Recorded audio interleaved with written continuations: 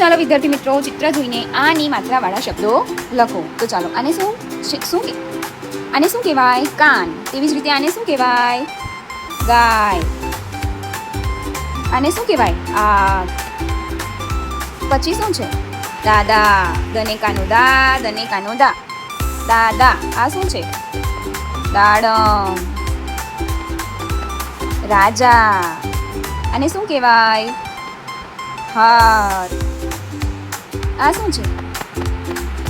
કાતર. આને શું કહેવાય?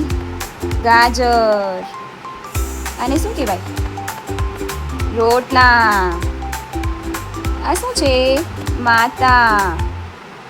આને જામફળ કહેવાય. અને ઘાસ કહેવાય. આ શું છે? ઝાડ. કાગળ. અને આ શું છે? હનેકાનો હાથ. હાથ કહેવાય. તો છે ને મજાનું શીખવું. જો વિડીયો ગમ્યો હોય તો લાઈક કરો, શેર કરો ને સબસ્ક્રાઈબ કરો.